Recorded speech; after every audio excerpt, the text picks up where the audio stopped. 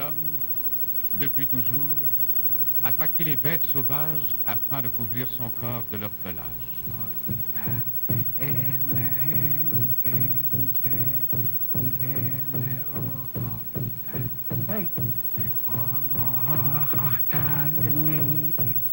Comme les époques s'écoulaient, les peaux de bêtes servirent à des fins plus raffinées. Elles devinrent parures de rois et de nobles.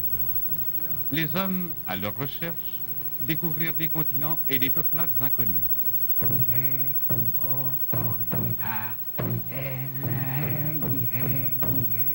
Le premier trappeur indien d'Amérique, qui troqua ses pelleteries contre des bibelots européens, tourna une page nouvelle de l'histoire des fourrures. La base d'échange de la traite des fourrures n'était ni l'or ni l'argent, mais la riche peau de castor. Les Indiens, en retour, recevaient des étoffes et des outils divers.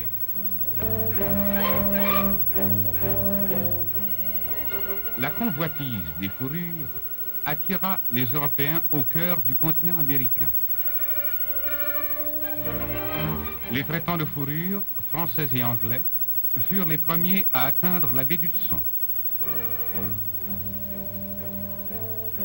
Les premiers à traverser les plaines de l'Ouest.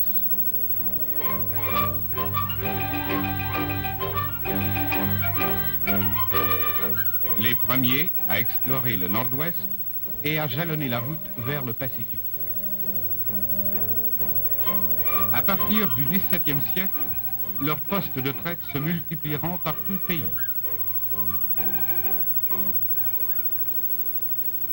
De quelques-uns de ces avant-postes isolés naquirent de grandes villes du Canada contemporain.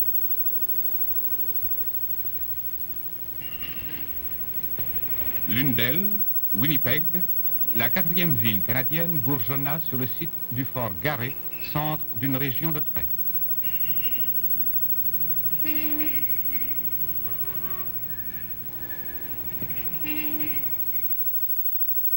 Encore aujourd'hui, au Canada, on chasse le renard blanc, rouge et argenté,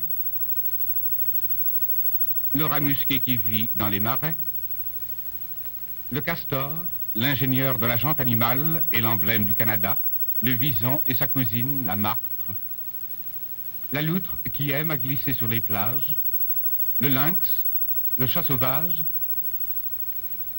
l'hermine, l'ours tout puissant, le lièvre et l'écureuil, la moufette qui, pour se défendre, est si ingénieuse.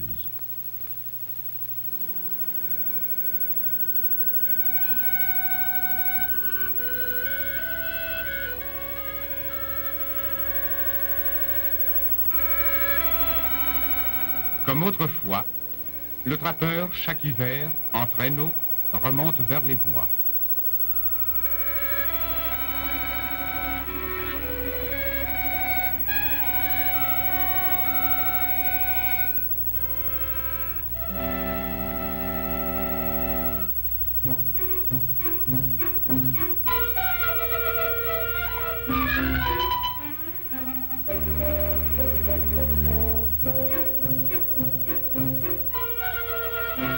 Indien ou blanc, la nature pour lui est un grand livre familier.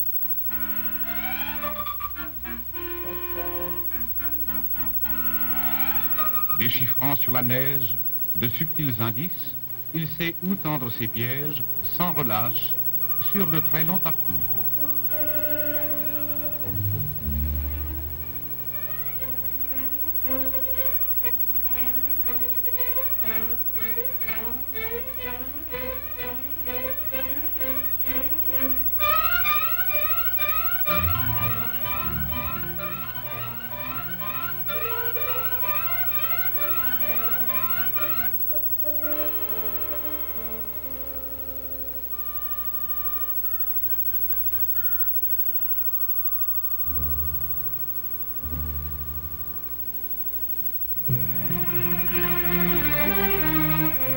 Le chasseur troquera la fourrure des animaux capturés contre des effets nécessaires à la subsistance de sa famille.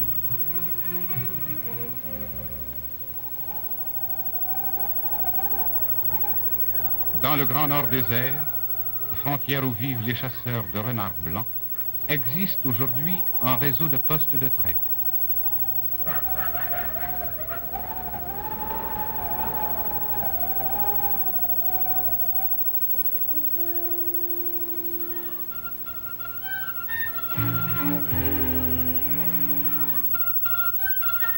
La valeur marchande du butin des chasseurs dépend du cours des prix sur les grands marchés de la fourrure tels que Montréal.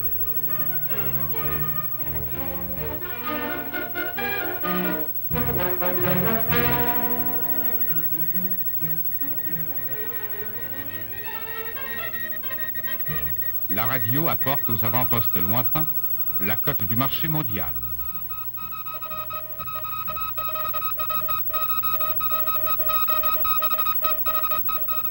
Now, 455, 55, going at 455, going in advance on 455, once, twice, last bit, 455. L'art ancien du fourreur a fait place à la grande confection en Syrie.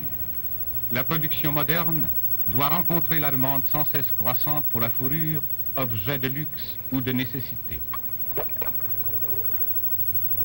Dans les ateliers, on fait tremper les fourrures. On les gratte. Les peaux sont tannées, graissées, battues, teintes, séchées, brossées.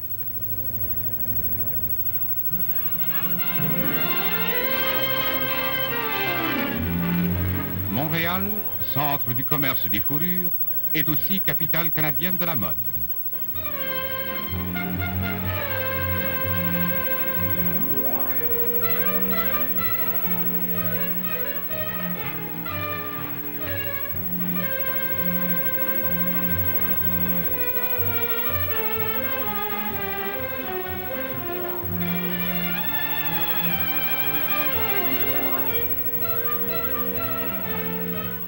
Un auteur de l'Antiquité a écrit « Si quelqu'un recherche une besogne inépuisable, qu'on lui propose deux choses, équiper un bateau et parer une femme. Pour ni l'un ni l'autre, rien ne sera jamais trop beau. »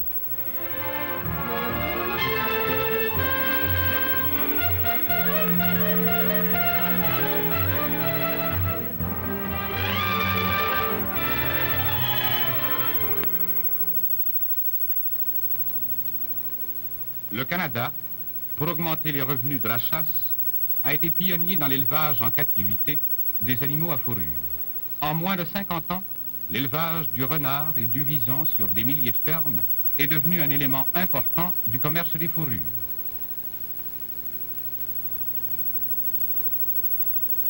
L'éleveur, s'il contrôle scientifiquement la reproduction, obtient des fourrures de nuances très rares. Connaissant les besoins et les mœurs de ses bêtes, il peut en assurer la qualité.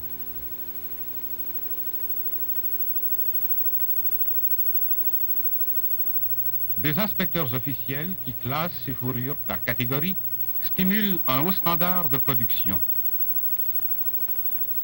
Les inspecteurs visitent aussi les trappeurs de rats musqués du Manitoba et du Saskatchewan. En automneige, ils sillonnent des territoires qui ont été transformés en fermes naturelles d'élevage.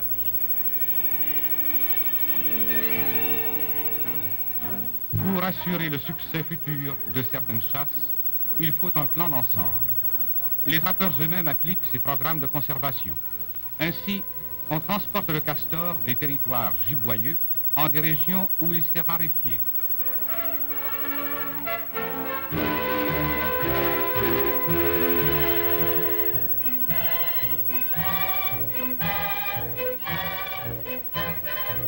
Sur des lacs et des rivières longtemps désertées par le castor, apparaîtront à nouveau les barrages de ce grand constructeur.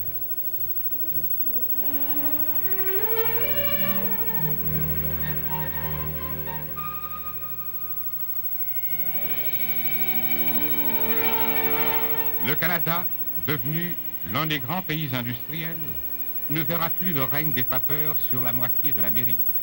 Deux choses cependant lui resteront toujours, ses forêts et son climat. Grâce à ces atouts, dans le monde entier, on admirera les fourrures du Canada.